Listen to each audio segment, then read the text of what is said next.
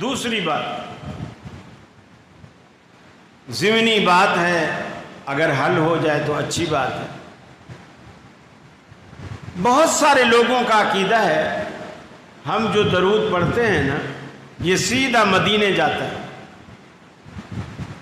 ہم جو درود پڑھتے ہیں سیدھا مدینے جاتا ہے۔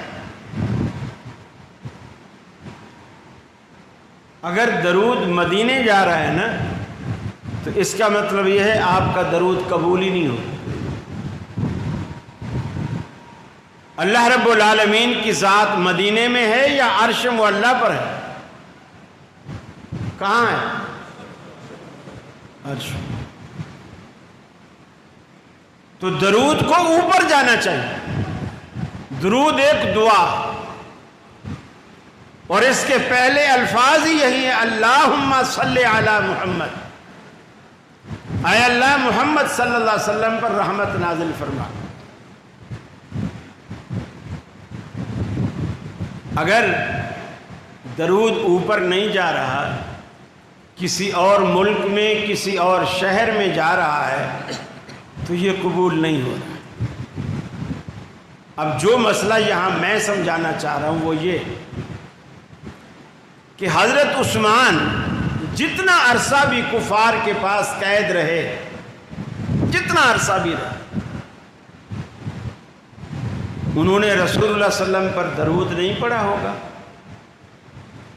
چلو ویسے نہیں پڑھا ہوگا تو نماز میں تو پڑھا ہی ہوگا۔ تو وہ درود بھی رسول اللہ صلی اللہ علیہ وسلم کے پاس فرشتوں نے نہیں پہنچایا، وہ بھی نہیں پہنچایا، ورنہ اللہ کے رسول کہتے بھائی یہ خبر بالکل ٹوٹلی غلط ہے، عثمان تو نماز پڑھ رہے اس کا درود میرے پاس آ رہا ہے، ظہر کا آیا تھا، عصر کا آیا تھا، ابھی مغرب کا بھی آیا ہے، وہ تو زندہ ہے، یہ خبر غلط ہے۔ لیکن ایسا نہیں، بہت سارے لوگوں نے یہ لکھا ہے ضعیف روایات کے سہارے سے کہ ان للہ ملائکۃ سیاحین فی الارض یبلغونی عن امتی السلام، زمین میں فرشتے چلتے پھرتے ہیں اور وہ میری امت کا سلام مجھ تک آ کر پہنچاتے ہیں۔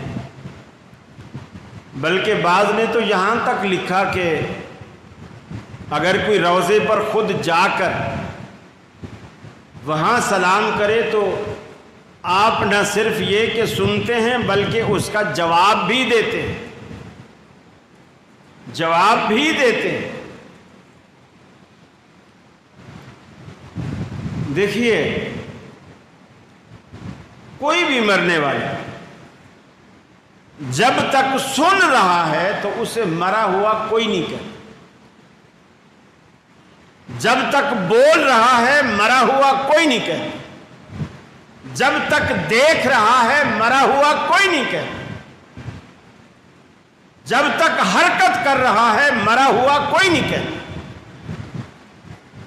جب یہ ساری چیزیں ختم ہو جاتی ہیں، دیکھنا، سننا، بولنا،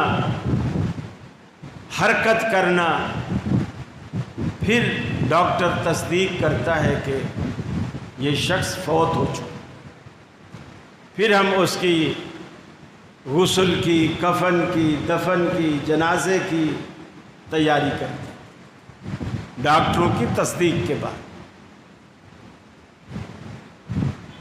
تو نبی کریم صلی اللہ علیہ وسلم جب زندہ سلامت حدیبیہ میں موجود ہے اور آپ کے پاس زندہ عثمان کا درود نہیں پہنچا، اور اب تو آپ دنیا سے رخصت ہو چکے ہیں، زندگی میں نہیں پہنچا تو مرنے کے بعد تو سوال ہی پیدا نہیں ہوتا۔ یہ ایک دعا ہے جو اللہ کے پاس جاتی ہے، اللہ تعالیٰ اس کا جو ثمرہ ہے وہ رسول اللہ صلی اللہ علیہ وسلم کے کھاتے میں ڈال۔ بعض لوگ تو یہ تک کہتے ہیں کہ قبر پر جب کوئی رشتہ دار عزیز آ کے کھڑا ہو دعا کرے میت کے لیے تو قبر اندر سے دیکھ کر پہچان رہی ہوتی ہے کہ یہ ابا آیا ہے، اماں آئی ہے، بھائی آیا ہے، بہن آئی ہے، میت کو سب پتہ ہوتا ہے۔ میں نے کہا اللہ کے بندو، اگر میت کی نظر اتنی تیز ہوئی پڑی ہے جو منو من مٹی کے اندر سے بھی دیکھ رہا ہے تو پھر تو ہمیں قبرستان جانا ہی نہیں چاہیے۔ کہنے لگے کیوں؟ میں نے کہا جس کی نظر منو من مٹی کے اندر سے دیکھ رہی ہے، یہ آپ کا قمیض یا آپ کی شلوار کا کپڑا اس کی نظر کو روکے گا؟ بولے توبہ توبہ، تمہاری تو ذہنیت ہی گندی ہے۔ میں نے کہا میری ذہنیت گندی نہیں، تیرا عقیدہ گندا ہے، تیرا عقیدہ گندا ہے۔ جو میت منو من مٹی کے اندر سے دیکھ رہی ہے، اس میت کی نظر کو کپڑا کیا روکے گا؟ گویا تم تو سارے برہنہ ہو اس کے آگے۔ یہ میت کا احترام ہے کہ اس کے سامنے بندہ برہنہ کھڑا ہو جائے؟ یہ میت کا احترام ہے؟ کتنے غلیظ عقیدے لوگ ہیں، اتنے غلیظ عقیدے۔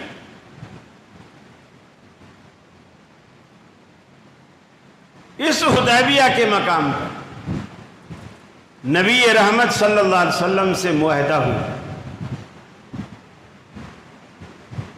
معاہدے میں بہت ساری شرطیں جو صحابہ کو پسند نہیں تھیں وہ منوائی گئیں، صحابہ کو منوائی گئیں۔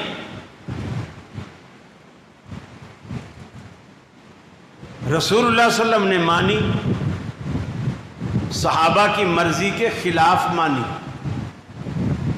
مثلا اس میں ایک شرط یہ تھی کہ اس سال تو آپ واپس چلے جاؤ، ہم عمرہ نہیں کرنے دیں گے، یہ ہماری ناک کا مسئلہ ہے، اس سال واپس چلے جاؤ، اگلے سال آنا، ہم 3 دن کے لیے آپ کو مکہ خالی کر دیں گے، مکہ خالی کر دیں گے اور آپ 3 دن ادھر رہیں، عمرہ کریں اور اس کے بعد پھر آپ چلے جائیں، پھر ہم مکے میں۔ پہلی شرط۔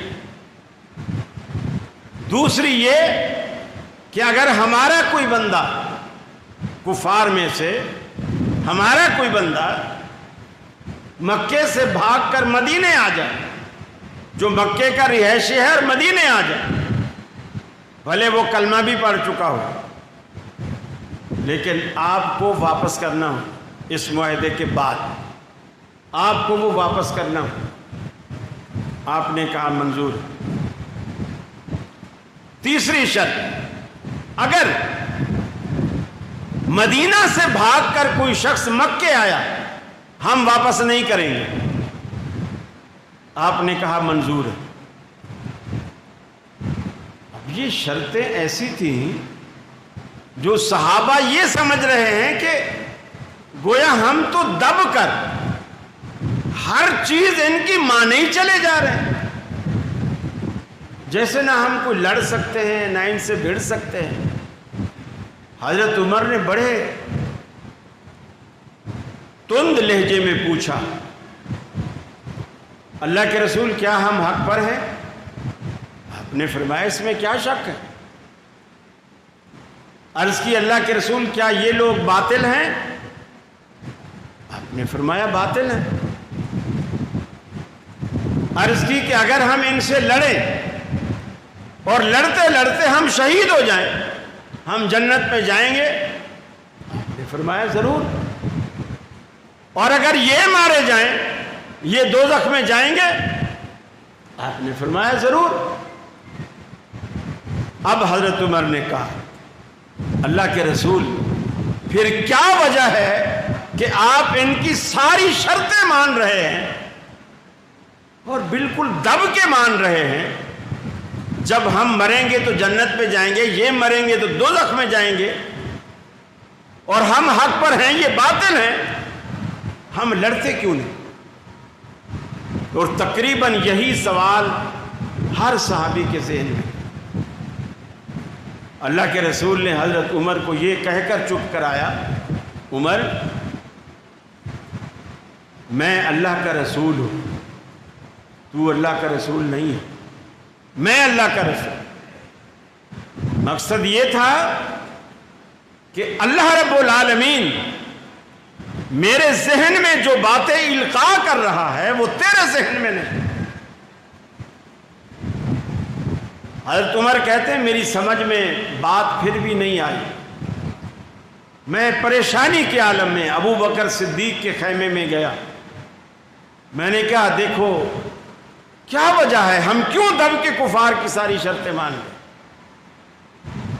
کہتے ہیں کہ ابو بکر نے بھی وہی جملہ کہا جو رسول اللہ صلی اللہ علیہ وسلم نے کہا تھا کہ اے عمر وہ اللہ کے رسول ہیں, تو اللہ کا رسول نہیں ہے.